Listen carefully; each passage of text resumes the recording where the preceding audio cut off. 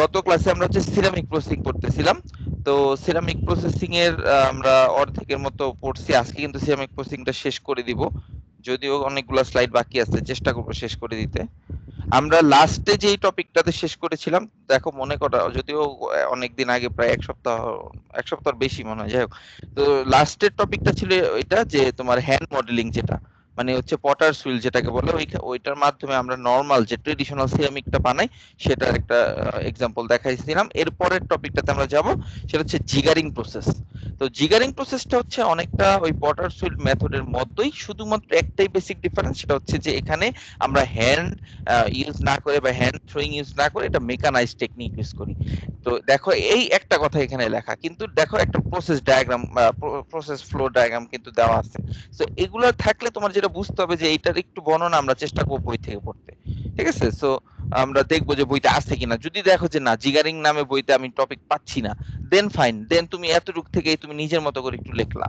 কথা কি বুঝতে পারছো? সো ব্যাপারটা হচ্ছে যে এক্স্যাক্টলি যদি আমার বানানো স্লাইড থাকতো না, তাহলে আমি তোমাকে হয়তো এক্স্যাক্টলি বলে দিতে পারতাম যে আচ্ছা, এই টপিকটার জন্য আমি হয়তো এই বইটা নিছি, বা আমি যদি অন্য কোনো বই থেকে নেই তাহলে আমি হয়তো একটু ডিটেলস একটু নিয়ে আসতাম ডেসক্রিপশন। বাট যেটা বললাম যে আসলে যাই হোক, মেন কথা হচ্ছে যে আমি ক্লাসে বলে যাব যে এক্সট্রা যদি কিছু লাগে সমস্যা নাই। তো দেখো এই টপিক, এই ইয়াটা একটু দেখো, আমরা আমরা দেখি সেটা হচ্ছে যে সিকোয়েন্সটা ফার্স্টে হচ্ছে ওই যে যেটা ক্লে স্লাগ যেটা, সেটাকে আমরা একটা প্লাস্টার মোল্ডের উপরে নেই। মোল্ডটা হচ্ছে মানে হচ্ছে উল্টা ভাবে চিন্তা করো, যে যেই শেপটা আমি দিতে চাচ্ছি তার রিভার্স শেপের একটা ডাই থাকবে। মানে বুঝতে পারছো, যে ধরো তুমি এখানে আমার এইখানে যে প্রোডাক্টটা পাবো সেটা রিভার্স শেপ, মানে বুঝছো তো, মানে মোলটা হচ্ছে এরকম, মানে ওপেন মোল যেটাকে বলি আমরা। সো ফার্স্টে যেটা আমরা করি, এখানে ক্লে স্ল্যাগটা দিয়ে উপর থেকে একটা ব্যাট ফর্মার দিয়ে, এটাকে ব্যাট বলে, মানে জাস্ট এটা একটা নাম, ব্যাট আর কিছুই না। তো ব্যাট ফর্মারের মাধ্যমে আমরা উপর থেকে একটা হালকা প্রেস দিব, এবং এর ফলে এই যে শেপটা, এই যে মোল্ডের যে আউটার শেপটা, সেটা সে মোটামুটি একটা পাবে। এরপরে যখন আমাদের মানে ব্যাট ফর্মারের মাধ্যমে যে ব্যাটটা ফর্ম করে গেল, এরপরে একদম এক্সাক্ট বা ইন্ট্রিকেট শেপ দেওয়ার জন্য আমরা জিগার টুল ইউজ করব। জিগার টুলটা অনেকটা ওই যেটা একই রকম, উপর থেকে আমরা প্রেসিং করব।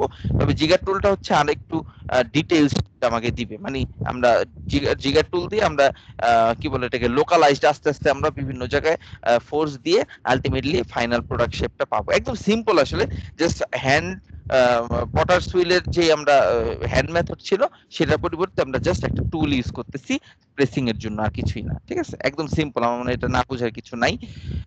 এরপর হচ্ছে এক্সট্রুশন, এটা একটু আরেকটু আবার আপডেটেড। এইখানে কি করা হয় একটু সবাই খেয়াল করো। এইখানে ফার্স্টে একটা এক্সট্রুডার থাকে। এক্সট্রুডারের কাজ কি? এক্সট্রুডারে আমাদের যে ক্লে এবং ওয়াটার যে মিক্সচারটা, সেটা এখানে আগে একটা মেশিনের মাধ্যমে মিক্স করা হয়, সো মিক্সিংটা ভালো হয়। তো এখানে যেটা থাকে যে একটা ফার্স্টে তুমি এখানে দিলা তোমার ওয়াটার এবং ক্লে, তারপরে এটা হচ্ছে তোমার ওই কি বলে এটাকে, বিভিন্ন ওই যে মানে কি বলে, ঘুরে, যেটাকে ঘুরার মাধ্যমে যে আমাদের এইটা মিক্সিংটা খুব ভালো হয়, যাতে করে হোমোজেনাস একটা মিক্সিং হয়। ঠিক আছে? স্ক্রু টাইপ অ্যাকশন যেটাকে বলে, ভিতরে দেখো স্ক্রু দেখাও যাচ্ছে। তো স্ক্রু টাইপ অ্যাকশনের মাধ্যমে আমাদের যেই মিক্সিংটা হচ্ছে, সেটা একদম পারফেক্টলি একটা মিক্স হচ্ছে, এবং এটা আস্তে আস্তে সামনে আগাতে আগাতে এই ওপেনিং এর মাধ্যমে আমাদের এই ক্লে স্লাগ আমরা একটা সার্টেন অ্যামাউন্ট যতটুকু দরকার সেটা আমরা নেই, কালেক্ট করি। দেন এই ক্লে স্লাগটাকে এখন আমরা জিগারিং অপারেশন, যেটা মানে যদিও এটার নাম এক্সট্রুশন, বাট আগে মানে এক্সট্রুশনটা আসছে মেনলি ওই যে এক্সট্রুডারের মাধ্যমে আমরা ওই ক্লে স্লাগটাকে একটা নেই। দেন আমরা যে যে অপারেশনটা, সেটা আলটিমেটলি জিগারিং অপারেশনের মতোই, যে একটা মোল্ডের উপরে আগে দেই, তারপরে ব্যাট ফর্মার দিয়ে আগে একটা প্রেস করি, দেন জিগারিং টুল দিয়ে আমরা ফাইনাল শেপটা দিই। সো এটা বেসিক্যালি এক্সট্রুশনটার নাম দেওয়া হয়েছে শুধুমাত্র একটা এক্সট্রুডার ইউজ করা হয়, যেখানে আমরা প্রেসিং করে এবং স্ক্রু টাইপ অ্যাকশনের মাধ্যমে আমরা মিক্সিং অফ দা ক্লে চলে, এবং পুশিং এর মাধ্যমে আমাদের এই ডাই ওপেনিং দিয়ে আমরা ক্লেটা পাই। দেন বাকি মানে পোর্শনটা হচ্ছে অনেকটা ওই জিগারিং অপারেশনের মতোই। ঠিক আছে? আর এখানে এখানে এই প্রসেসের মাধ্যমে আমরা যেই প্রোডাক্টগুলো পাই নরমালি, সেটা হচ্ছে হলো ব্রিক, শেপ টাইল, এগুলো লেখা আছে, একটু দেখবা, ড্রেন পাইপস, টিউবস, ইনসুলেটর, এগুলা also use to make the starting clay slug. যেটা বললাম যে আমাদের অন্যান্য সিরামিক প্রসেসিং এর যেই স্টার্টিং স্ল্যাগটা দরকার, ঠিক আছে, সেটা আমরা এক্সপ্রেশন প্রসেসের মাধ্যমে কিন্তু পাই, দেন আমরা অন্য প্রসেস। ঠিক আছে? বুঝতেছো তো? না বুঝলে কিন্তু কোশ্চেন করবা, সমস্যা নাই। ঠিক আছে? আচ্ছা, এরপরে আমরা যাব হচ্ছে যে সেমি ড্রাই প্রসেসিং আর হচ্ছে ড্রাই প্রসেসিং। আমরা কিন্তু এতক্ষণ পর্যন্ত ওয়েট প্রসেসিং শিখলাম, মানে কয়েকটা যে প্রসেস দেখলাম সেগুলো হচ্ছে ওয়েট প্রসেসিং। ওয়েট প্রসেসিং করতে সেই কারণে, কারণ আমাদের এখানে তোমার ওই মানে ক্লে এর সাথে ওয়াটার বা ময়েশ্চার মিক্স করে দেন আমরা প্রেসিং করে ড্রাইং ফায়ারিং করি। আর সেমি ড্রাই আর ড্রাই প্রসেসে আমাদের বলা যায় যে এটার ডিফারেন্সটা হচ্ছে যে আমাদের ময়েশ্চারের পরিমাণটা অনেক কম থাকবে, ঠিক আছে? তো এখন দেখো যে আমাদের তাহলে বলো তো, যদি ময়েশ্চারের পরিমাণটা কম থাকে তাহলে আমাদের প্রেসার কি কম লাগবে না বেশি লাগবে বলো তো? বেশি লাগবে। বেশি লাগবে স্যার। বেশি লাগবে। কারণ যখন ময়েশ্চার বেশি থাকবে জিনিসটা নরম থাকবে, প্লাস্টিক থাকবে জিনিসটা, কিন্তু যখন আমাদের ড্রাই মানে কি বলে যত ময়েশ্চার কমতে থাকবে তত ড্রাই হইতে থাকবে এবং প্রেসারও বেশি লাগবে যদি আমি কিনা বাইন্ডিংটা সুন্দর মতো করতে চাই। তো এটার জন্য আমাদের হাই প্রেসার লাগবে, ফাইন। এখন দেখো যে সেমি ড্রাই প্রসেসে আমাদের একই রকম প্রসেস, মানে ডিফারেন্স নাই। ফার্স্টে হচ্ছে আমাদের ওই কি বলে এটাকে ক্লে মিক্সচার বলো বা যেটাই বলো না কেন, বা ময়েস্ট পাউডার যেটাই বলো না কেন, ওইটাকে আমরা আগে একটা ডাই ক্যাভিটিতে নিব, দেন প্রেসিং করব, দেন আমরা ওই ডাই থেকে বের করে নিয়ে আসবো, দেন বাকি ফায়ারিং পোর্শন সেটা তো চলবেই, সেটা প্রত্যেকটা প্রসেসই লাগে, এটা আর এখানে লেখা নেই। এখানে একটা টিপিক্যাল সেমি ড্রাই প্রসেসিং এর একটা ফিগার দেওয়া আছে, একটু আমরা যদি দেখি একই রকম আসলে একই রকম, শুধুমাত্র এটা র মেটেরিয়ালস এর ডিফারেন্স আর কিছুই না। এখানে আমরা প্রেসারটা অবশ্যই হাই প্রেসার লাগবে, এটা বুঝাই যাচ্ছে। তো ফার্স্টে হচ্ছে আমাদের ময়েস্ট পাউডার যেটা, সেটাকে আমরা একটা ডাই ক্যাভিটিতে দিব, দেন আমরা প্রেসিং করব উপর থেকে, যেই শেপের চাই সেই শেপের মোল্ড আমরা বানাই নিব আগে, দেন আমরা উপর থেকে প্রেস করব, দেন আমরা ডাইকে ওপেনিং করে দেন আমরা ইজেক্ট করে এবং আলটিমেটলি ফায়ারিং করে ফাইনাল প্রোডাক্টটা পেয়ে যাব। সো সেমি ড্রাই প্রসেসিং এবং কি বলে wait processing basically semi, mechanism semi, overall semi, শুধুমাত্র ডিফারেন্স হচ্ছে এটার ময়েশ্চার কন্টেন্টটা কম থাকে।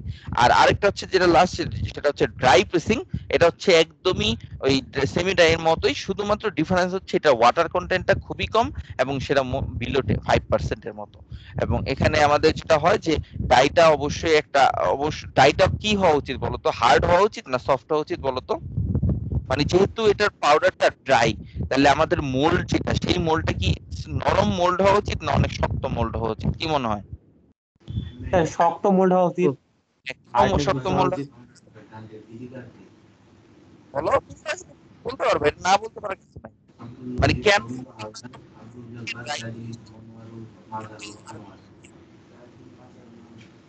আপনার ভয়েস স্পষ্ট আসতেছে না।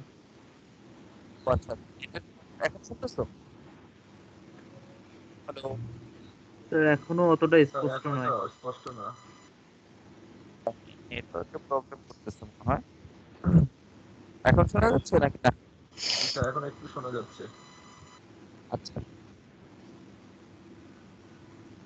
এখন শোনা যাচ্ছে? Yes sir. আচ্ছা, যাই হোক, এটা ইন্টারনেট একটু প্রবলেম করতেছে মনে হয়। যাই হোক, তো যেটা বলতেছিলাম যে তাহলে আমাদের ডাইটা কি শক্ত হওয়া উচিত না নরম হওয়া উচিত? তোমরা বললো শক্ত হওয়া উচিত, কেন? মানে এটার কি কারণ হইতে পারে বলো দেখি।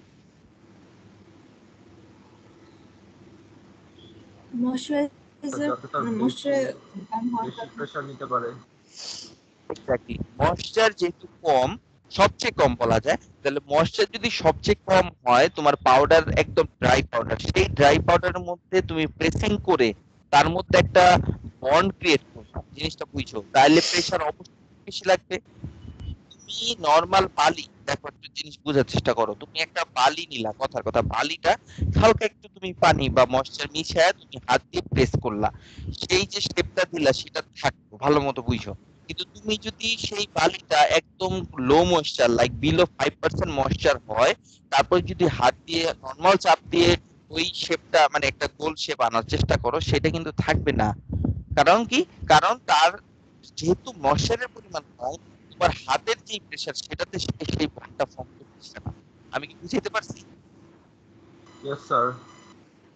তো গেল এটা, এটা এখানে একটা বড় সুবিধা হয়, সবচেয়ে বড় অ্যাডভান্টেজেস অফ ড্রাই প্রেসিং হচ্ছে যখন তুমি ড্রাইং করবা, প্রেসিং এর পর তো ড্রাইং করা লাগে, দেন ফায়ারিং করা লাগে, এখানে ড্রাইং শ্রিঙ্কেজটা অনেক কম হয়। কারণ কি? কারণ ময়েশ্চার কন্টেন্ট যত কম, অবশ্যই ড্রাইং শ্রিঙ্কেজ কম হবে, কারণ ময়েশ্চার যত বেশি থাকবে ময়েশ্চার রিমুভ হবে তত আমার স্কুইজ হয়ে যাবে। আর এখানে ড্রাইং, যেহেতু ড্রাইং এর সময় ময়েশ্চার কন্টেন্ট কম থাকে, শ্রিঙ্কেজটা কম হবে, তাহলে বলতো ফাইনাল যে আমার ডাইমেনশনাল অ্যাকুরেসিটা ফাইনাল প্রোডাক্টের সেটা কিন্তু ভালো থাকবে। সো এটা খুব ভালো। এখন এটা টিপিক্যাল প্রোডাক্ট হচ্ছে বাথরুম টাইল রিফ্রিক আদার জিওমেট্রি, এগুলাতে আমাদের এই ডাই বেসিকটা আমরা ইউজ করে থাকি। ওকে, তো সেমি ডাই দেখাইলাম, ড্রাইং এর আলাদা করে দেখানো হয় না। এখন আমরা মোটামুটি যে কটা প্রসেস দেখলাম, এই কটা প্রসেসের যে মানে ইন জেনারেল ড্রাইং এবং ফায়ারিং এ কি ঘটনা ঘটে, মানে তুমি গ্রিন প্রোডাক্ট পেয়ে গেলা। গ্রিন প্রোডাক্ট মানে বুঝছো তো, প্রেসিং এর পরে যে প্রোডাক্টটা পাবা দ্যাট ইজ গ্রিন প্রোডাক্ট বা গ্রিন সিনথেসিস প্রোডাক্ট বলে। সো গ্রিন প্রোডাক্টটাকে দেন এখন কাজ হচ্ছে ড্রাই এন্ড ফায়ার। এখন দেখো কিভাবে কাজ করে। তো ফার্স্টে যে আমরা সিরামিক পিসটা যেটা বানাই, সেটা আমাদের দেখা যাবে যে আমাদের সিগনিফিকেন্ট পোরোসিটি কিন্তু থাকবে। কারণ এক নাম্বার কাহিনী হচ্ছে যে ময়েশ্চার গুলো থাকতেছে, তো আমি যখন ড্রাই করব, ড্রাইং এর পরেও কিন্তু কিছু ময়েশ্চার কিন্তু কিছু পোরোসিটি আমাদের থাকবে।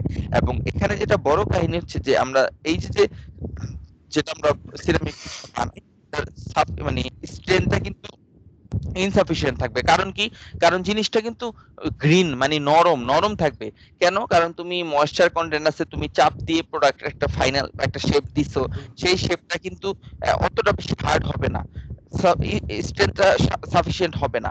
তো এখন দেখো এটার কারণটা হচ্ছে যে এটার মধ্যে স্টিল কিছু লিকুইড থাকবে, যেটা কিনা আমাদের এই এই মানে কি বলে স্ট্রেংথটাকে এক্সাক্ট স্ট্রেংথ বা সাফিসিয়েন্ট স্ট্রেংথটা দিবে না।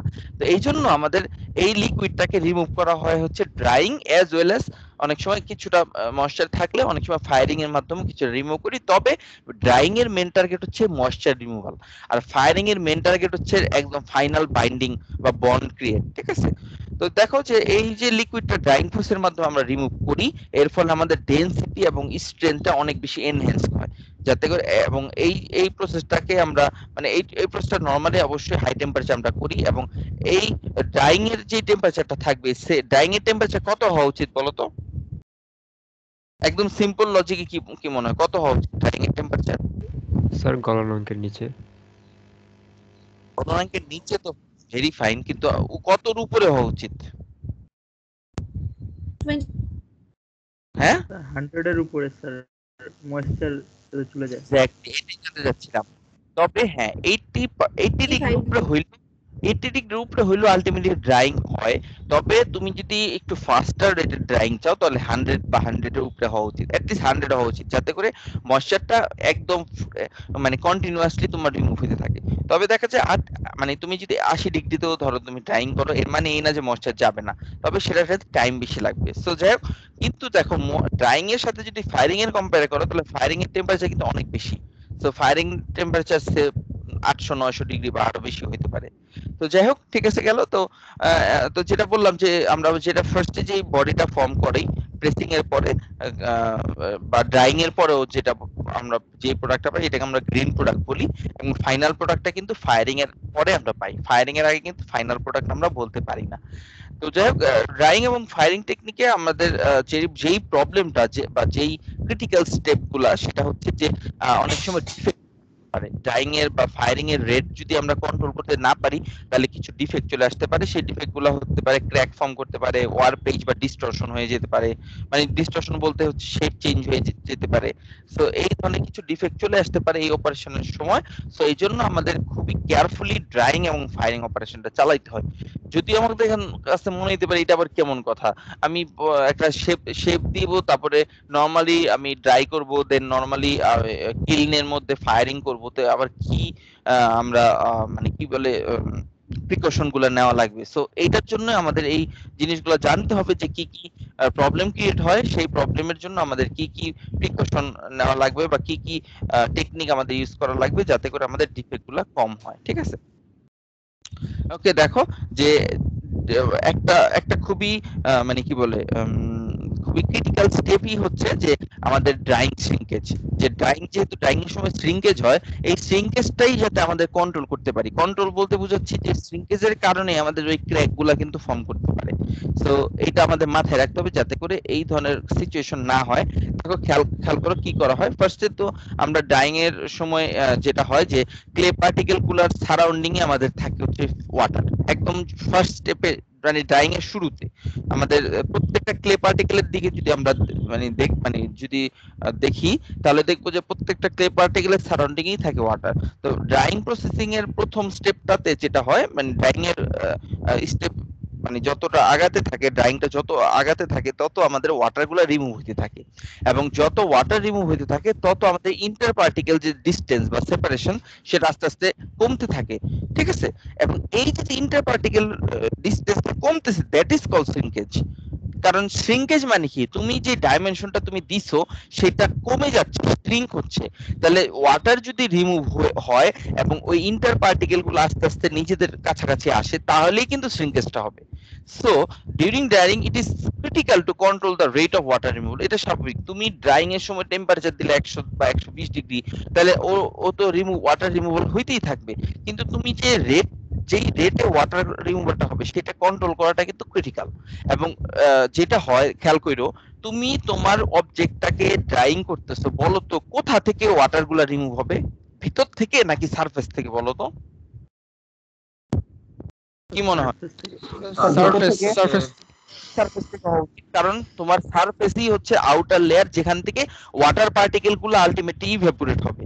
এখন কোশ্চেন হচ্ছে, যদি শুধু সারফেস থেকে ওয়াটার পার্টিকেল ইভেপোরেট হয়, তাহলে ভিতরের ওয়াটার কিভাবে যাবে? তার মানে ভিতরের ওয়াটার কি এমন একটা প্রসেসের মাধ্যমে সারফেসে আসতে হবে, এরপরে ইভেপোরেটটা হবে। ক্লিয়ার? Yes sir. তাহলে এই প্রসেসটার নাম হচ্ছে ডিফিউশন। তার মানে মানে একদম ইনসাইডের ইন্টেরিয়রের ইন্টেরিয়র রিজিয়নের যেই মানে কি বলে ওয়াটার মলিকুল গুলা, সেই ওয়াটার মলিকুল গুলাকে ডিফিউজ হয়ে সারফেস আসতে হবে, যেখান থেকে ইভেপোরেশন হবে। এখন কোশ্চেন হচ্ছে, যদি rate of evaporation is greater than rate of diffusion হয়, তাইলে কি হবে বলো তো? তাহলে আমাদের ড্রাইংটা কি অনেক র্যাপিডলি হবে না? বুঝো নাকি না? Yes sir. Yes sir. মানে আমার যেহেতু বাইরের সারফেস থেকে ইভাপোরেট হচ্ছে, সেইটার রেটটা যদি ডিফিউশনের রেটের থেকেও বেশি হয়, তাহলে কিন্তু মানে এমন হয়ে গেছে যে ভিতর থেকে ওয়াটার বাইরের সারফেসে আসতে আসতে ওই বাইরের সারফেসে ওয়াটার চলে গেছে, মানে এসে আর টাইম পাচ্ছে না, সাথে সাথে ইভাপোরেট হয়ে যাচ্ছে। তাহলে জিনিসটা কি র্যাপিড হবে না? ক্লিয়ার? Yes sir. তাহলে এটা অবশ্যই আমাদের একটা মানে ফ্যাক্টর, যে আমি এই রেট অফ ডিফিউশন এবং রেট অফ ইভাপোরেশন দুইটাই কিন্তু খুবই ক্রিটিক্যাল। একটা গেল, তারপর হচ্ছে আরো কিছু ফ্যাক্টর আছে যেটা কিনা আমাদের বডি থিকনেস। মানে কি, যে যদি আমাদের বডি থিকনেস কম হয় বা বেশি হয়, তাহলে তার ওই ওয়াটার ইভাপোরেশনের রেটটা কম বা বেশি হবে। কিভাবে একটু খেয়াল করো, যে যদি আমাদের বডি থিকনেস অনেক বেশি হয়, তাহলে আমাদের যেই প্রবলেমটা হয়, যে দেখা যায় নন ইউনিফর্ম শ্রিঙ্কেজ। কেন নন ইউনিফর্ম? কারণ তুমি ইনসাইড থেকে যেই এই রেট অফ ডিফিউশনটা হবে, সেটা হয়তো ইউনিফর্ম নাও হইতে পারে। কারণ দেখা গেছে অনেক মোটা থিকনেস বা বডি থিকনেস যখন অনেক বেশি থাকে, তখন কোনো একটা ডাইমেনশন বরাবর হয়তো আমাদের এই রেট অফ ডিফিউশনটা কম। তো সেই ক্ষেত্রে দেখা যায় যে শ্রিঙ্কেজটা ইউনিফর্ম হচ্ছে না, এবং ইউনিফর্ম শ্রিঙ্কেজ না হইলেই এই প্রবলেমটা হয়। এবং যেই প্রবলেমটা আমাদের এই ক্ষেত্রে মানে এই যে ক্র্যাক ফর্মেশনের যে ব্যাপারটা, সেটা কেন থেকে হয় জানো? কারণ তুমি দেখো, একদম ইনসাইডের বা একদম ভিতরের থেকে যেই ওয়াটার মলিকুল গুলা সেটা সারফেসে আসতে হবে, সে যেটা চেষ্টা করবে যে একদম তার যে নিয়ারেস্ট যে সারফেস, সেখানে কিন্তু যে গেলেই সে ইভাপোরেট হতে পারবে। এখন এই কারণে দেখা যায় যে তোমার একদম ইনসাইডের থেকে যে টপের দিকে, টপ সারফেস যেটা মানে যেই সারফেসটা আমাদের আমরা দেখতে পাইছে, সেই সারফেস থেকেই ওয়াটার গুলো ইভাপোরেট হচ্ছে। হয়তো ডান দিকে বা বাম দিকের সারফেসের রেট অফ মানে কি বলে এটাকে ইভাপোরেশনের রেটটা কম। তাহলে দেখা যায় যে আমি একটা সারফেস, একটা অবজেক্টের যদি একদম চারদিক বা একদম ওভারঅল যদি আউটার লেয়ার থেকে একই রেটে ইভাপোরেট না হয়, তাইলেই কিন্তু আমাদের এই শ্রিঙ্কেজটা অনেক বেশি হইতে থাকে, এবং দেখা যায় যে একদম আউটার লেয়ারটা স্ট্রেট না হয়ে আলটিমেটলি অনেক সময় কার্ভ হয়ে যায়। কথা কি বুঝতে পারছো? আমার কথাটা কি ধরতে পারছো তোমরা? মানে বুঝো নাই? ইয়েস স্যার, বুঝতে পেরেছি।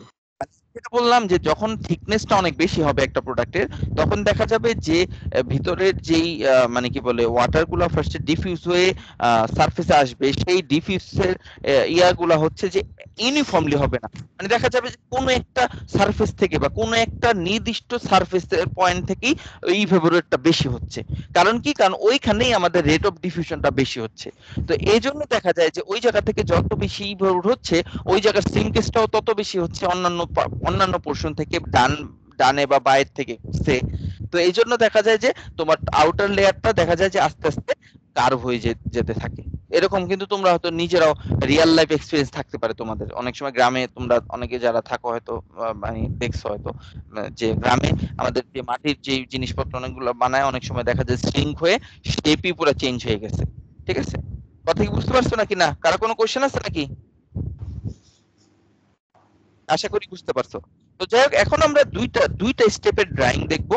সবাই একটু চার্টটা একটু বোঝার চেষ্টা করো। আমি বললেই তোমরা বুঝতে পারবা, কিন্তু আমি না বললে তোমাদের জন্য একটু ক্রিটিক্যাল হবে ধরতে। খেয়াল করো, ফার্স্টে আমরা দুইটা এখানে আমরা ইয়া দেখতে পাচ্ছি, কি বলে লাইন দেখতে পাচ্ছি, আর হচ্ছে দুইটা স্টেজ বা দুইটা লাইনের মিনিং সেম। দুইটাই হচ্ছে drawing one, sorry drawing stage 1, drawing stage 2।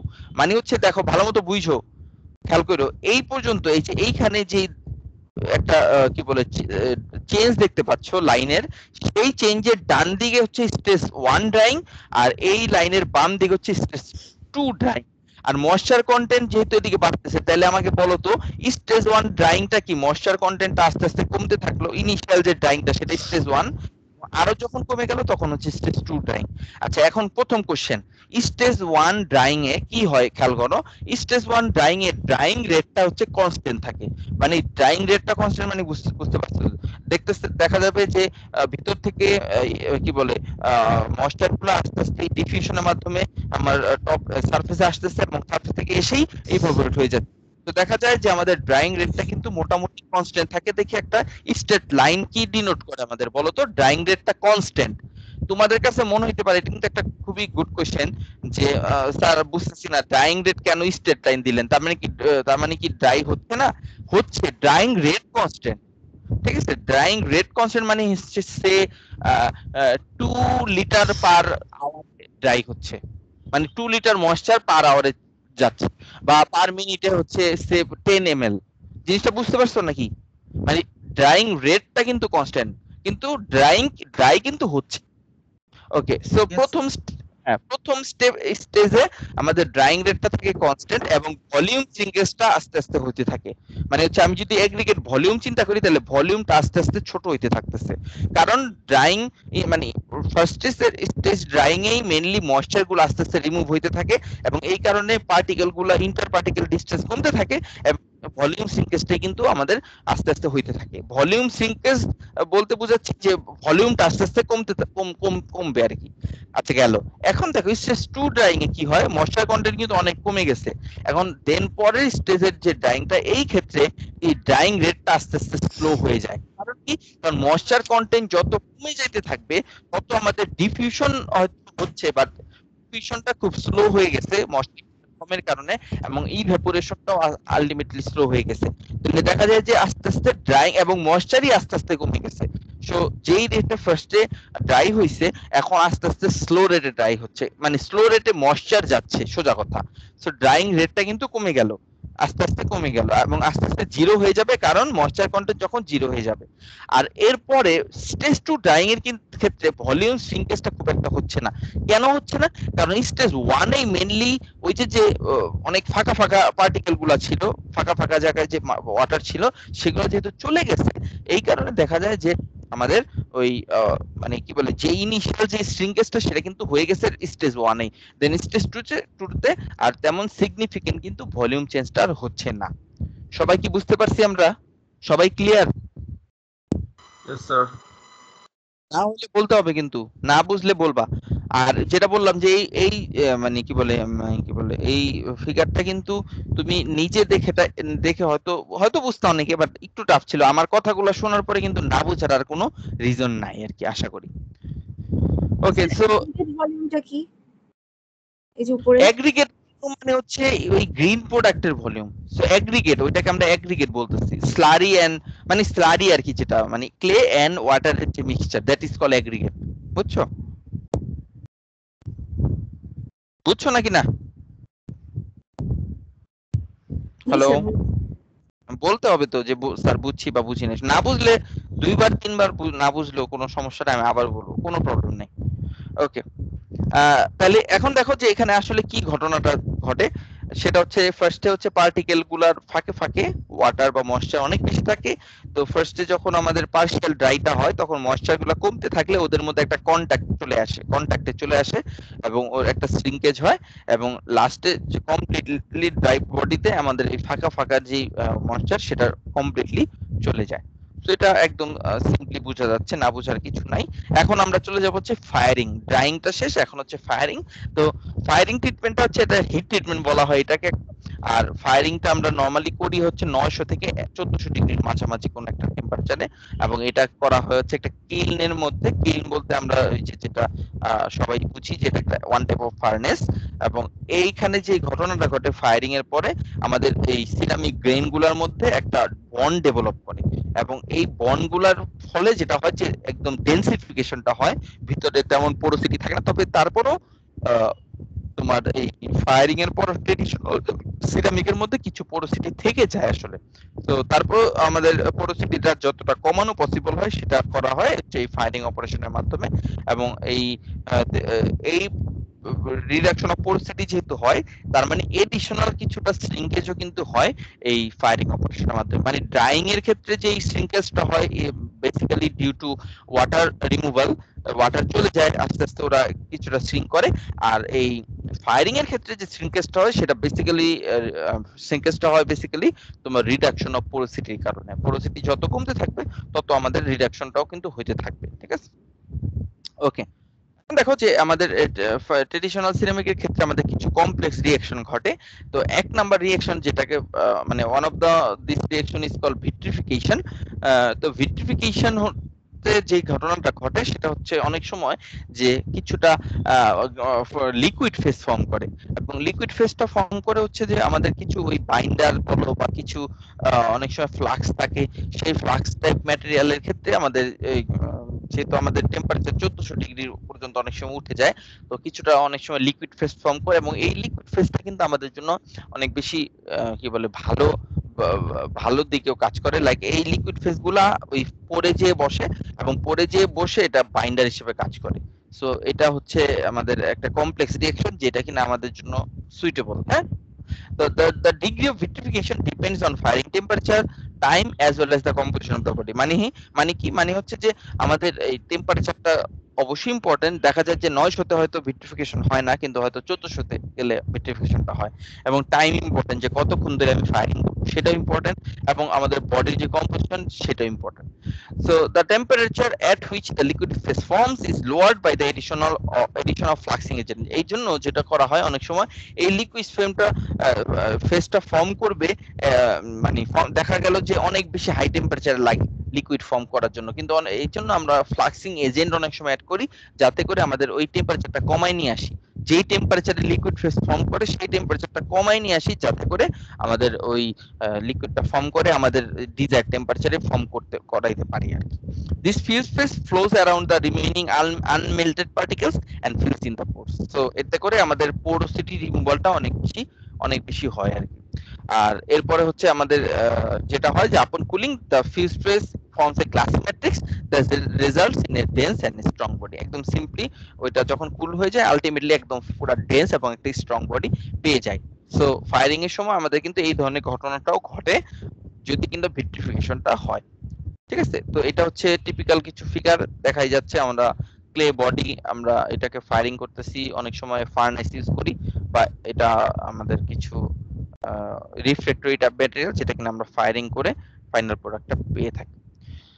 আর এটা অলরেডি তোমাদের বলে ফেলছি, তারপরেও বলো। স্যার ফায়ারিং আর ড্রাইং এর মধ্যে বেসিক পার্থক্যটা কি হলো তাহলে? আচ্ছা, তুমি আগে বলো, তুমি কতটুকু বুঝছো যে বেসিক পার্থক্য কি আছে? মানে ফায়ারিং আর ড্রাইং এর বেসিক একটা পার্থক্য তুমি বলো, তারপরে আমি বলবো বাকিগুলা। স্যার ফায়ারিং এ তো স্যার আপনার হচ্ছে যে ময়েশ্চারটা তো চলে যাচ্ছে, এটা স্যার আপনার যখন আপনি সরি ড্রাইং এ তো ময়েশ্চারটা চলে যাচ্ছে, তো ফায়ারিং এও কি তো ময়েশ্চার যাবে না? মানে ফায়ারিং আমি কিন্তু এই কথাটা বলছি যে ড্রাইং এর পরেও যদি কিছু ময়েশ্চার থাকে সেটা ফায়ারিং এ যাবে, এটা হচ্ছে এক নম্বর কথা। আর যদি ডিফারেন্স বলি তাহলে ড্রাইং এর ক্ষেত্রে শুধুমাত্র ওয়াটার রিমুভাল হয়, আর কিছু হয় না। ঠিক ঠিক আছে। আর ফায়ারিং এর ক্ষেত্রে বন্ড ফর্ম করে, যেটা কিনা এই যে ভিট্রিফিকেশন তো একটা স্পেশাল কেস বা complex case, but in general তুমি যখন ফায়ারিং করবা তখন ক্লে পার্টিকেল গুলোর মধ্যে একটা বন্ড ফর্ম করবে, ফিজিক্যাল বন্ড। ঠিক আছে, বুঝতে পারছো? এই কথাটা এখানে বললাম, এই যে ফায়ারিং এর ফলে কি হয় দেখো, এখানে এই পার্টিকেল গুলো এরকম ছিল, ফায়ারিং এর ফলে এরকম হয়ে গেছে, তাহলে কি ফর্ম করছে বলো তো? এটা বন্ড ফর্ম করছে না? বুঝছো নাকি না? মানে এটা বেসিক ডিফারেন্স। আর এর সাথে তো অনেক ছোটখাটো ডিফারেন্স আছে, যেমন তোমার ওইখানে শ্রিঙ্কেজটা হয় মেইনলি ওয়াটার রিমুভালের জন্য ড্রাইং এর ক্ষেত্রে, ফায়ারিং এর ক্ষেত্রে যে হালকা শ্রিঙ্কেজটা হয় সেটা হচ্ছে পোরোসিটি রিমুভালের জন্য। সো এখানে বেসিক অনেকগুলো ডিফারেন্স, টেম্পারেচার ডিফারেন্স আছে, ড্রাইং করা হয় 100 ডিগ্রিতে, ফায়ারিং করা হয় 900 ডিগ্রিতে। সো অনেকগুলো ডিফারেন্স কিন্তু আছে, বুঝতে পারছো?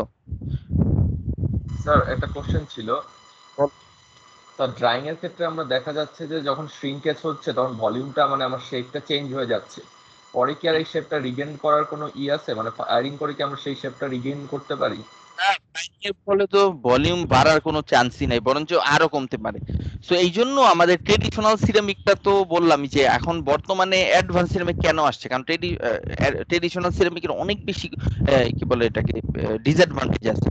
তো সিঙ্কেজ হচ্ছে এটার one of the most disadvantages, যে আমাদের এখানে আমি যেই প্রোডাক্টটা চাই সেটা যদি তার ডাইমেনশনাল টলারেন্স না থাকে, ডাইমেনশনাল টলারেন্স মানে বুঝছো তো, তুমি একটা তুমি একটা মাটির পট বানাবা, সেই মাটির পটটা একটু এদিক সেদিক হলে সমস্যা নাই, একটু ছোট বড় হলে সমস্যা নাই, কিন্তু তুমি একটা সিরামিক প্লেট বানালা, মানে একটা সুন্দর শেপ দিয়ে একটা প্লেট বানাইলা, সেটার কিন্তু শ্রিঙ্কেজ অনেক ইম্পর্টেন্ট। সেটা যদি অনেক বেশি শ্রিঙ্ক হয়ে যায়, ডাইমেনশন অ্যাকুরেসি না থাকে, তাহলে প্রবলেম, তাহলে তোমার সেই প্লেট তুমি কিনতে চাবা না। কিন্তু তুমি মাটি দিয়ে একটা নরমাল প্লেট বানাচ্ছো, একটা মাটির পট বানাচ্ছো, সেটা তুমি একটু এদিক সেদিক হলে সমস্যা নাই। কথা কি বুঝতে পারছো?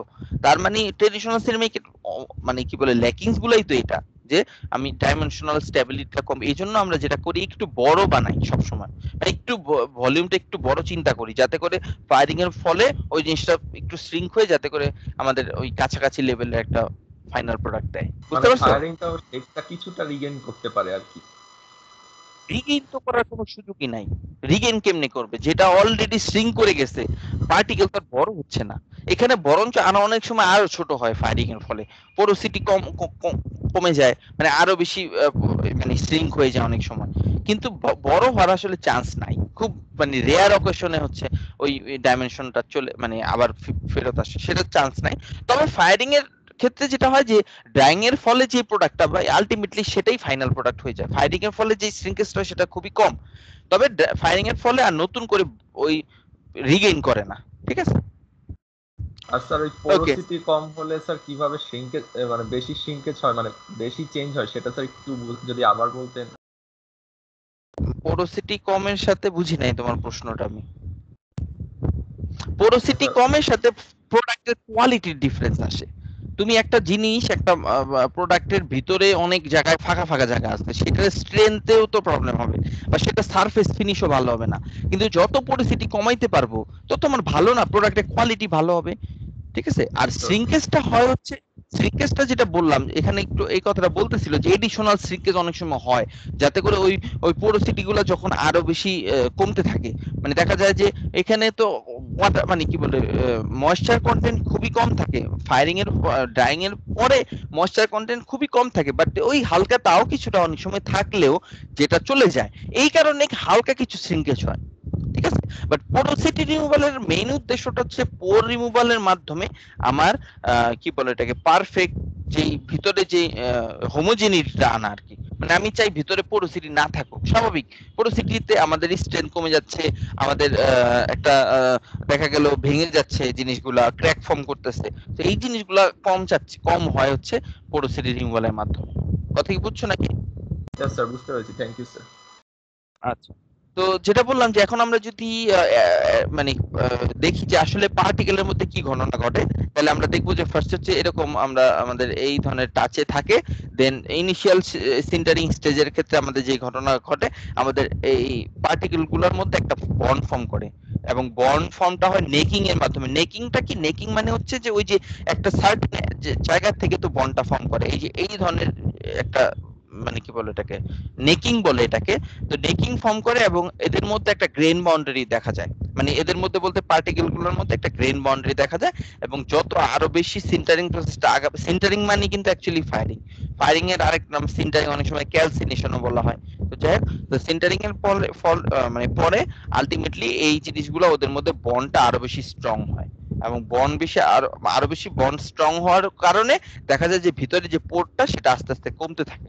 এবং যদিও ট্রেডিশনাল সিরামিকের পোরোসিটি আসলে একদম রিমুভাল করা সম্ভব হয় না, স্বাভাবিক একদম জিরো হয় না, তারপরেও যতটা সম্ভব ফায়ারিং এর মাধ্যমে আমাদের পোরোসিটিটাকে কমানো হয়। ঠিক আছে। আর এটা যদি আমরা দেখি আরো দু একটা ফিগার, তাহলে এই ধরনের ফিগার দেখাই যাচ্ছে যে আমাদের ফার্স্টে পার্টিকেল গুলো এরকম থাকে, আমি যত আস্তে আস্তে সিন্টারিং চলবে তত ওদের মধ্যে আমাদের বন্ড ফর্মেশনটা খুব ভালো হয়। দেখো এটা জুম করে এখানে দেখানো হয়েছে, এদের যে গ্যাপে গ্যাপে যে ময়েশ্চার টয়েশ্চার গুলো ছিল এটা আলটিমেটলি আস্তে আস্তে কমতে কমতে দেখো এদের মধ্যে পুরোটা আমাদের দেখা যাচ্ছে যে এদের মধ্যে একটা বন্ড ফর্ম করে গেছে, পার্টিকেল গুলোর মধ্যে একটা বন্ড ফর্ম করে গেছে এবং একটা হোমোজিনিটি চলে আসছে। তারপরেও কিন্তু কিছু পোরোসিটি কিন্তু থেকে যাচ্ছে, যেটা বললাম যে একদম পারফেক্টলি পোরোসিটি রিমুভাল যে সম্ভব হয় তা না, তবে আমি চাই যে যত কম পোরোসিটি আমাদের ফাইনাল প্রোডাক্টে থাকে তত আমাদের প্রোডাক্টের কোয়ালিটি তত ভালো হবে। ঠিক আছে। দেন আমরা আমাদের এই ফায়ারিং এর পরে অনেক সময় গ্লেজিং দেওয়া হয়। What is glazing? সারফেস ফিনিশটা ভালো হওয়ার জন্য অনেক সময় গ্লেজিং দেওয়া হয়, গ্লেজ দেওয়া হয়। তো এখানে যেটা করা হয় একদম সিম্পল, যে আমাদের ফার্স্টে হচ্ছে এই ফায়ার দা পিস, মানে ফায়ার দা পিস বলতে আরেকবার একটু আগুনে ধরি আমরা, মানে আমাদের ফাইনাল প্রোডাক্ট হয়ে গেছে, এখন গ্লেজিং দেওয়ার জন্য আরেকবার একটু গরম করে নিই, সোজা কথা আরেকবার গরম করে দেন আমরা গ্লেজিং, মানে যে লিকুইডটা থাকে গ্লেজটা কিন্তু একটা অ্যাকচুয়ালি লিকুইড, সেই গ্লেজের মধ্যে আমরা এই অবজেক্টটাকে আমরা হচ্ছে ডিপ করি, এবং ডিপ করে সাথে সাথে উঠাই ফেলি একটা সার্টেন থিকনেস, এটা আমরা হিসাব করে নেই যে কতটুকু সময় ডিপ করে রাখা উচিত বা কিছু, তবে একদম নরমাল ডিপ করে উঠাই ফেলা হয় যাতে জাস্ট একদম একদম খুবই থিন একটা আউটার সারফেস আমরা দেই গ্লেজিং এর মাধ্যমে। দেন গ্লেজিং এর পরে আমরা আরেকবার একটু ফায়ারিং করি যাতে করে একদম গ্লেজটা হার্ডেন হয়ে যায়, কারণ আমাদের এখানে যেহেতু এটা লিকুইড এটা আস্তে শুকাবে, শুকানোর পরে আমরা আরেকটু ফায়ারিং করে নিব যাতে করে আমাদের গ্লেজটা হার্ডেন হয়ে যায়, যাতে করে সারফেস ফিনিশটা ভালো হয়। সো এটা অনেক সময় গ্লেজিং করা হয়, এটা আমাদের প্রয়োজন আমরা করি, অনেক সময় না করলে না করি, এটা আমাদের উপর। ঠিক আছে। ওকে, এন্ড দেন আমরা যাব হচ্ছে পাউডার প্রেসিং। আমরা যদিও এটা এখানে একটু পরে আনা হয়েছে, এটা আগে আগে মানে শেষ করে আসতে পারতাম, যে হোয়াটএভার একই কথা, সমস্যা নাই। তো পাউডার প্রেসিং এ যেটা আমরা করি যে আমাদের স্মল অ্যামাউন্ট ওয়াটার এবং আদার বাইন্ডার আমরা অ্যাড করি ওই পাউডার এর সাথে, পাউডার ম্যাসের সাথে, এবং এটাকে একটা ডিজায়ার শেপে আমরা প্রেস করি। ঠিক আছে। অবশ্যই প্রেস করা, এখানে তিন ধরনের প্রেসিং আমরা টেকনিক ইউজ করে থাকি, একটা হচ্ছে ইউনিএক্সিয়াল, একটা হচ্ছে আইসোস্ট্যাটিক, আর একটা হচ্ছে হট প্রেসিং। তো ইউনিএক্সিয়াল প্রেসিং এ যেটা হয় সেটা হচ্ছে যে আমরা একটা এক্সিস বরাবর আমরা নরমালি একটা এক্সিস বরাবর আমরা প্রেসিংটা দেই, আর আইসোস্ট্যাটিক প্রেসিং হচ্ছে সব দিক থেকে প্রেসার যদি দেই, তবে আইসোস্ট্যাটিক প্রেসিংটা ভালো ওভারঅল, কিন্তু এটা আসলে টাফ, কারণ সব দিক থেকে এট এ টাইম প্রেসার দেওয়ার জন্য আমাদের মোল্ড ইউজ করা লাগে, ওটা একটু ডিফিকাল্ট আসে, মানে অনেক বেশি ডিফিকাল্ট না, ঠিক অনেক বেশি কমপ্লিকেটেড আর কি ডাইটা বা মোল্ডটা। তো যাই হোক, এটা গেল। আরেকটা হচ্ছে হট প্রেসিং। হট প্রেসিং মানে হচ্ছে আমি প্রেসিং দিব অ্যাজ ওয়েল এজ টেম্পারেচারও বেশি থাকবে। তো এই তিন ধরনের প্রেসিং টেকনিক আমরা নরমালি ইউজ করে থাকি। ইউনিএক্সিয়াল প্রেসিং এ যেটা বললাম যে আমাদের একটা ডাই থাকবে এবং ফোর্সটা অ্যাপ্লাই করা হবে একটা ডিরেকশন থেকে। The form piece takes on the configuration of the die, মানে ডাইয়ের যে শেপটা সেটাই কিন্তু সে নিয়ে নিবে, এবং এই মেথডের মাধ্যমে আমাদের যেই শেপটা পাই সেটা মানে এটার ফলে আমরা যেই ধরনের প্রোডাক্ট আমরা বানাইতে পারি সেটা হচ্ছে রিলেটিভলি সিম্পল প্রোডাক্ট আমরা নরমালি ইউনিএক্সিয়াল প্রেসিং এর মাধ্যমে বানাই, এবং প্রোডাকশন রেট খুবই হাই, খুব মানে জাস্ট আমি ডাইতে দিব, একটা করে প্রেস করব, দেন আমরা প্রোডাক্ট পেয়ে যাব, মানে প্রোডাক্টও না ঠিক গ্রিন প্রোডাক্টটা পেয়ে যাব, দেন আলটিমেটলি অনেক সময় ফায়ারিং করা লাগবে আর কি। সো এটা গেল। এটা আমরা যদি ফিগার দেখি তাহলে এই ধরনের একটা ফিগার দেখবো। ফার্স্টে হচ্ছে এটা হচ্ছে ডাই কেভিটি। ফার্স্টে যেটা করা হয় যে এই ডাই কেভিটিটাকে পাউডার দিয়ে ফিল আপ করা হয়, দেন পাউডার দিয়ে ফিল আপ করে এই পাউডারের যে ইয়াটা ছিল, স্টোরেজটা ছিল, সেটাকে সরিয়ে আমরা এই ডাইয়ের যে উপরের পার্ট বা আপার মোল যেটা ছিল বা টপ ডাই যেটা ছিল সেটাকে এখানে দেই, দেন আমরা এক দিক থেকে প্রেসার দিই, একদিকে থেকে মানে তো বুঝছোই, মানে ইউনিএক্সিয়াল, শুধু উপর থেকে চাপ দিব আর কিচ্ছু কিন্তু না। দেন আমরা ফাইনাল প্রোডাক্ট, ফাইনাল না ঠিক গ্রিন প্রোডাক্টটা পেয়ে যাই। দেন আমরা আলটিমেটলি এটাকে উপর এখান থেকে আবার যদি প্রেস করি তাহলে ডাউন বা বটম ডাইটা উপরে উঠবে এবং আমরা প্রোডাক্টটা কিন্তু পেয়ে যাব। ঠিক আছে, সো এটা হচ্ছে ইউনিএক্সিয়াল প্রেসিং এর টেকনিক, একদম সিম্পল, না বোঝার কিছু নাই। আর আইসোস্ট্যাটিক প্রেসিং এ যেটা করা হয়, আমাদের পাউডার ম্যাটেরিয়ালটাকে একটা রাবার এনভেলপের মাধ্যমে দেওয়া হয়, রাবার এনভেলপের মধ্যে নেওয়া হয় এবং প্রেসিংটা অ্যাপ্লাই করা হয় ফ্লুইড দিয়ে। কারণ ফ্লুইড দিয়ে দিলে আমাদের যেটা হয় আইসোস্ট্যাটিক প্রেসিংটা ভালো হয়। তুমি ডাই দিয়ে কিন্তু প্রেসিং দিলে আইসোস্ট্যাটিক প্রেসিং হবে না, একদম সিম্পলি। কারণ ডাই দিয়ে প্রেসিং দিলে তুমি উপর থেকে দিবা বা ডান দিক থেকে বা বাম দিক থেকে বা চারপাশ থেকে মানে চার দিক থেকে চারটা দিবা, কিন্তু ওভারঅল যেটা হচ্ছে মানে কি বলে ইউনিফর্ম আইসোস্ট্যাটিক প্রেসিং দেওয়ার জন্য আমাদের ফ্লুইড দিয়ে আমরা প্রেসার দেওয়ার চেষ্টা করি। এটা ডিটেইলস আমরা আসলে আর দেখাই নাই, মানে জাস্ট প্রসিডিউরটা বলে যাচ্ছি। আর এখানে যেটা সুবিধা হচ্ছে যে আমরা ইউনিএক্সিয়াল প্রেসিং এর থেকেও মোর কমপ্লেক্স বা কমপ্লিকেটেড শেপের প্রোডাক্ট কিন্তু বানাইতে পারি হচ্ছে তোমার আইসোস্ট্যাটিক প্রেসিং এর মাধ্যমে। আর ইউনিএক্সিয়াল এবং আইসোস্ট্যাটিক দুইটার ক্ষেত্রেই ফায়ারিং অপারেশন লাগবে অবশ্যই। এবং আর হট প্রেসিং এর ক্ষেত্রে যেটা করা হয় যে প্রেসিং এবং hit treatment as well age একসাথে চলবে, ঠিক আছে, সাইমালটেনিয়াসলি চলবে। এবং পাউডার এডিকেটটা কম্প্যাক্ট করা হয় হচ্ছে এলিভেটেড টেম্পারেচারে, যাতে করে আমাদের কম্প্যাকশনের সাথে সাথে ওর যে সিন্টারিং সেটাও হয়ে যায়। ঠিক আছে, সো এই তিন ধরনের প্রেসিং টেকনিক কিন্তু আমাদের আছে। আর এরপর আমরা আরেকটা স্পেশাল প্রসেসে যাব, এটা একটা স্পেশাল ট্রেডিশনাল সিরামিকের প্রসেসিং, যে ট্যাপ কাস্টিং। তো ট্যাপ কাস্টিং এ যেটা করা হয়, এখানে একটা ফিগার দেওয়া আছে, ফিগারটা দেখে আমি বলে যাই, তোমরা একটু পড়ে নিও। আমি এগুলা পড়তেছি না, আমি এই লেকচারটা শেষ করতে চাচ্ছি, আর 3-4টা স্লাইড বাকি, তোমরা একটু মনোযোগ দাও। হ্যাঁ, আমি একটু ফাস্ট যাব। ট্যাপ কাস্টিং এর ক্ষেত্রে যেটা করা হয় যে স্লিপ সোর্স, এখানে যেটা মেইনলি থাকে একটা ক্যারিয়ার ফিল্ম থাকে, reel of carrier film. Carrier ফিল্মটা নরমালি স্টিল বা স্টেনলেস স্টিলের হয়ে থাকে। তো এখানে যে ঘটনাটা ঘটে যে এই রোলারের মাধ্যমে এটাকে রোল করে করে আমি আলটিমেটলি পাবো। এবং ট্যাপ কাস্টিং এর মাধ্যমে অনেক সময় থিন শীট টাইপের যদি কোনো প্রোডাক্ট চাই, মানে সেই ক্ষেত্রে আমরা ট্যাপ কাস্টিংটা করে থাকি। এবং এখানে স্লিপ সোর্স, যেটা স্লিপ সোর্স তো মানে বুঝছোই তো, যে তোমার যেই র মেটেরিয়ালটা এবং তার সাথে কিছু ময়েশ্চার দিয়ে আমরা যে স্লিপটা বানাই, সেই স্লিপটাকে আমরা এখানে দিব। এবং এই ডক্টর ব্লেড বলা হয়, ডক্টর ব্লেডটা হচ্ছে যে আমি এর থিকনেসটা কন্ট্রোল করব, যাতে করে এই স্লিপটা হোমোজেনাসলি প্রত্যেকটা মানে সুন্দর মতো ইউনিফর্ম থিকনেসের প্রোডাক্টটা হয়। এবং এর ফলে আমি যখন রোলারের মাধ্যমে আস্তে আস্তে এখান দিয়ে রোল করতে থাকবো, তখন আমাদের এই সিরামিকের যেই থিকনেস মানে কি বলে থিন যেই ইয়াটা শীটের মতো যে প্রোডাক্টটা হচ্ছে, সেটা আস্তে আস্তে আলটিমেটলি রোল করতে করতে করতে এখানে আমরা রোলারের মাধ্যমে আমরা সেটা কালেক্ট করব। সো এটা একটা স্পেশাল টাইপ অফ আসলে সিরামিক প্রসেসিং টেকনিক। এখানে ডিটেইলসটা তোমরা দেখে নিও, যে স্লিপ কি কি দিয়ে বানাবো আমরা, দেন ট্যাপিং এর থিকনেসটা কি রকম হয়, সবই এখানে লেখা আছে। তো তোমরা এখান থেকে একটু পড়ে নিলে আমার মনে বুঝতে পারবা। আর এটা বইতে আছে, বইতেও আরো ডিটেইলসে পেয়ে যাবা হচ্ছে ক্যালিস্টের বইতে। ওকে, আমরা লাস্ট টপিক হচ্ছে গ্লাসের ছোটখাটো অল্প যে জাস্ট 3-4টা স্লাইড আছে, একটু শেষ করি। দেখো গ্লাসের ক্ষেত্রে গ্লাসের ডিটেইলসে কিন্তু আমরা আসলে যাব না, কারণ সিরামিকের একটা পার্ট হচ্ছে গ্লাস। শুধুমাত্র আমরা একটা এই সিম্পল প্রসিডিউর দেখবো যে গ্লাসে আসলে কি ঘটনাটা ঘটে। তো গ্লাসের ক্ষেত্রে যে ঘটনাটা ঘটে, সিরামিক প্রসেসিং এবং গ্লাস প্রসেসিং এর একটা বড় পার্থক্য হচ্ছে, মানে বড় পার্থক্য বা সবচেয়ে বড় কি বলে ওদের প্রসেসিং টেকনিকের পার্থক্য হচ্ছে যে সিরামিকের ক্ষেত্রে আমরা কিন্তু পাউডার যে বা ক্লে থাকে সেটাকে কিন্তু মেল্ট করি না, শুধুমাত্র আমরা ময়েশ্চার করি, প্রেস করি, ফায়ারিং করি, ড্রাইং করি, এগুলো করে বের করে ফেলি। কিন্তু গ্লাস ফ্লোরিং এর ক্ষেত্রে কিন্তু মেল্ট করা লাগে, ঠিক আছে, র মেটেরিয়ালটাকে মেল্ট করা লাগে। এবং এখানে যেটা করা হয়, দেখো the glass piece is formed by pressure, আগের স্লাইডটা মিস করছি। হ্যাঁ, তো এখানে যেটা করা হয় যে এখানে যে র মেটেরিয়ালটাকে এলিভেটেড টেম্পারেচার নিয়ে যায়, যেখানে আমাদের মেল্টিংটা হয়। এবং কমার্শিয়াল গ্লাসের যেই কম্পোজিশনটা, সেটা হচ্ছে সিলিকা সোডা লাইম গ্লাস বলা হয়। তো মানে একদম কমার্শিয়াল গ্লাস, যেটা কমন, যেটা তো কমার্শিয়াল যে গ্লাস সেটা হচ্ছে সিলিকা সোডা লাইম গ্লাস। এবং এখানে যেটা ইউজ করা হয়, সিলিকার জন্য ইউজ করা হয় কমন কোয়ার্টজ স্যান্ড, যেটা আমরা সবাই জানি সিলিকা স্যান্ড। এর সাথে কিছু সোডিয়াম অক্সাইড এবং কিছু ক্যালসিয়াম অক্সাইড অ্যাড করা হয় ফর এই সোডা, ক্যালসিয়াম অক্সাইড অ্যাড করা হয় যাতে করে মানে আমাদের ওই সিলিকা সোডা লাইমের তিনটা মানে তিন ধরনের সিরামিকের একটা কি বলে কম্পোজিট ফর্ম করে হচ্ছে। এই কম্পোজিটের মাধ্যমে এই ক্লাসগুলো আমরা ফর্ম করে থাকি। এবং এক্ষেত্রে যেটা হয় যে গ্লাসের একটা বড় সুবিধা হচ্ছে যেহেতু এটা মেল্ট হয় র মেটেরিয়াল গুলা, এই কারণে দেখা যায় যে গ্লাসের প্রোডাক্টটা হোমোজেনাস হয় এক নাম্বার কথা, আর দুই নাম্বার হচ্ছে পোর ফ্রি হয়, পোরোসিটি থাকে না, কারণ এটা লিকুইড হয়ে যায়, লিকুইডের মধ্যে পোরোসিটি কিন্তু আর চলে আসবে না। আমরা লিকুইডটাকে আস্তে আস্তে করে ঠান্ডা করব, দেন আমরা ওই ডিজায়ার্ড শেপ দিব, দেন আমাদের ফাইনাল প্রোডাক্টটা পেয়ে যাব। সো এটা homogeneity as well as porosity free, এটা আমাদের সবচেয়ে বড় সুবিধা। এবং 4 ধরনের ডিফারেন্ট টেকনিক আছে, সেটা হচ্ছে প্রেসিং, ব্লোয়িং, ড্রয়িং আর ফাইবার ফর্মিং। তো আমরা চারটারই অল্প অল্প করে একটু দেখবো, প্রেসিং, ব্লোয়িং, ড্রয়িং আর ফাইবার ফর্মিং। ফাইবার ফর্মিংটা হচ্ছে একটু কমপ্লিকেটেড, ওইটা আমরা যাবো না, প্রথম তিনটার একটু একটু দেখবো।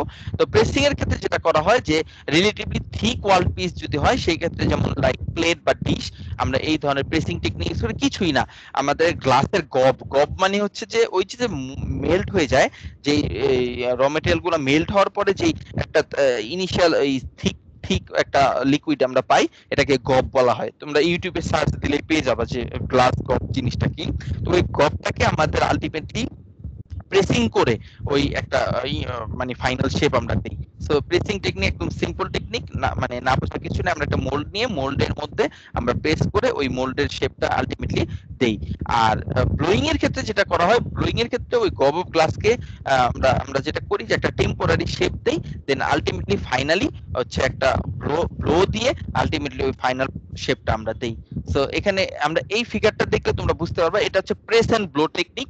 মানে ব্লোয়িং এর ক্ষেত্রে আগে একটু প্রেসিং করা হয়, কিভাবে ফার্স্টে গবটা এখানে দিব, এই দেখো জিনিসটা হচ্ছে এই শেপের আমি একটা কিছু বানাবো, তো গবটা দিয়ে উপরেটা হচ্ছে প্রেসিং আর কি, উপরেটা গবটা দিব, গবটা দিয়ে আমরা উপর থেকে প্রেস করে আমরা ফাইনাল প্রোডাক্টটা পেয়ে যাব, প্রেসিং। আর ব্লোয়িং এর ক্ষেত্রে আমাদের ওই যে প্রেসিং এর মানে ইনিশিয়াল প্রেসিং এর পরে যেই প্রোডাক্টটা ছিল সেটাকে আমরা আরেকটা ডাইতে নিব, এবং সেই ডাইতে যে আমরা যদি ব্লো করি, নরমালি ব্লো করা হয় অনেক সময় এয়ার ব্লো করা হয়, তো ব্লো করলে দেখা যায় যে আমাদের এই যে ইন্ট্রিকেট শেপটা সেটা সে পেয়ে যায় হচ্ছে ওই ব্লোয়িং এর মানে কম্প্রেস এয়ারের মাধ্যমে দিলে ওই তোমার আলটিমেটলি যেই শেপটা আমি চাচ্ছি সেটা কিন্তু পেয়ে যায়। সো এটা গ্লাস বোতল বানানোর জন্য কিন্তু এটা খুবই common technique, placing and blowing. Place করে আমরা একটা ইনিশিয়াল শেপ দিব, দেন ব্লোয়িং এর মাধ্যমে ফাইনাল শেপটা দিব আর কি। সো প্রেসিং এন্ড ব্লোয়িং খুবই কমন টেকনিক। আরেকটা হচ্ছে ড্রয়িং।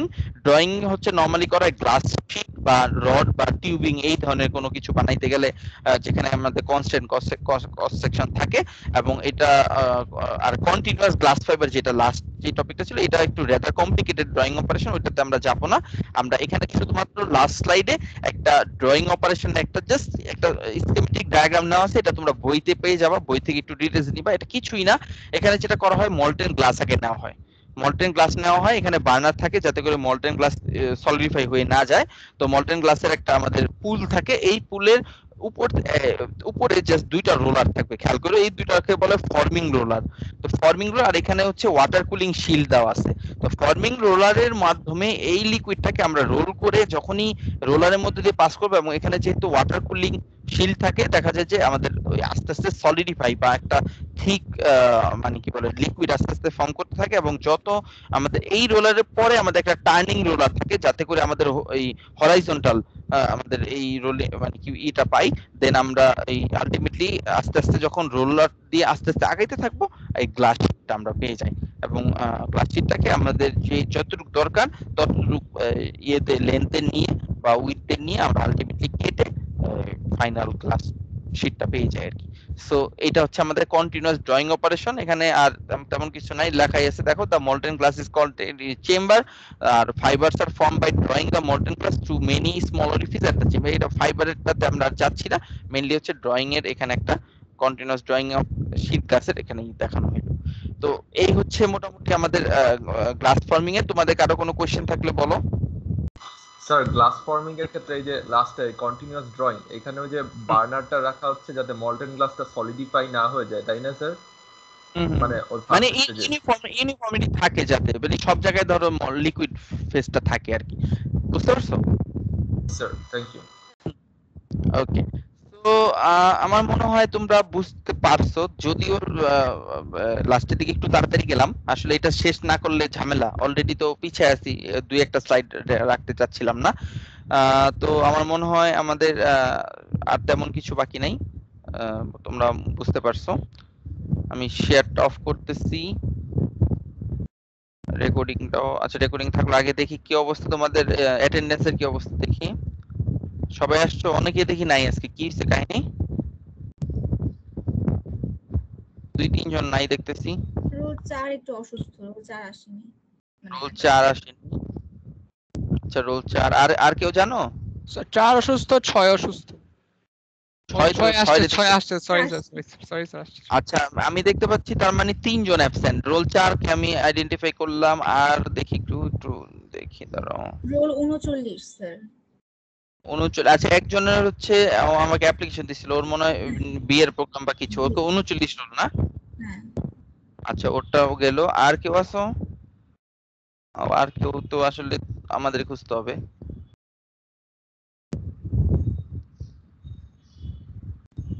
স্যার আগের ক্লাস রোল থেকে 43 হ্যাঁ বলো স্যার আগের ক্লাস থেকে একটা কোশ্চেন ছিল। হ্যাঁ আচ্ছা তুমি তো আমাকে ফোন দিছিলা মনে রাইট জি স্যার। আচ্ছা তারপরে তো ওটা আর তো ফোন অনেকেই দিলা না বুঝতে পারিনি। আচ্ছা কি ছিল বলো তো কি স্যার ওই যে মানে ইয়াতে কি বলে ডেনসিটি বের করা যে একটা থাকে না থিওরিটিক্যাল ডেনসিটি, ওখানে ভি এর মান কিভাবে বের করব ওটা বুঝতে পারছিলাম না স্যার। মানে এমনি আগের স্লাইড মানে কোন সাইড কি মেটালের প্রসেসিং টেকনিকটা সিরামিকের ক্ষেত্রে সিরামিক না মেটাল, মেটালের ক্ষেত্রে ভি ভি ভি সরি ভি সিরামিকের ক্ষেত্রে হ্যাঁ ভি এরটা হচ্ছে মানে যদি একটা ক্যাটায়ন একটা অ্যানায়ন থাকে তাহলে তো আমরা মানে ইয়াতে রেডিয়াস যোগ করে করব। কিন্তু যদি এমন হয় যে যেমন ক্যালসিয়াম ফ্লোরাইড মানে এখানে ক্যাটায়ন আর অ্যানায়ন সংখ্যা সমান না, তখন আমরা হ্যাঁ ভি কিভাবে বের করব? এটা আমরা অনেকেই বুঝিনি স্যার।